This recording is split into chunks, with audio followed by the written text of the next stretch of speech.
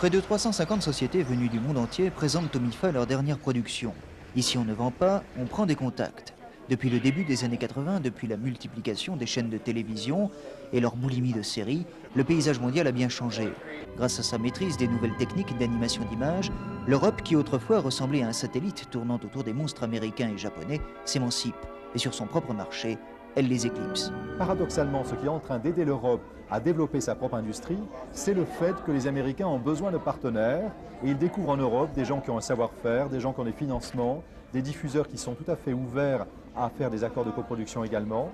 Et je dirais que très naturellement se crée un lien Amérique-Europe qui dans le cadre de cette industrie, est une véritable réussite. La preuve de ce savoir-faire européen, c'est que pour la première fois, les compagnies américaines débarquent en force à Annecy pour recruter des talents. Ainsi du mur d'image d'Hanna-Barbera, une gigantesque carte de visite où les jeunes dessinateurs viennent poser leurs pattes de mouche, comme sur une toile d'araignée. Aussi l'Europe réagit. Cartoon, l'association européenne du film d'animation, a recensé 600 offres d'emploi en Europe qu'elle propose à Annecy. C'est très poliment la guerre. On voulait au moins leur proposer une alternative, c'est-à-dire choisissez. Mais il y a aussi en Europe le travail de qualité et vous pouvez travailler dans des studios qui sont en plein développement et en pleine croissance. L'avenir de l'animation passe par la maîtrise technologique. La preuve, elle tourne la tête, hop, c'est Madame Sesame Street qui vient faire son marché chez Fantôme, une société française dont les produits, en 10 ans seulement, ont déjà raflé 18 prix internationaux. Sa recette, la modestie.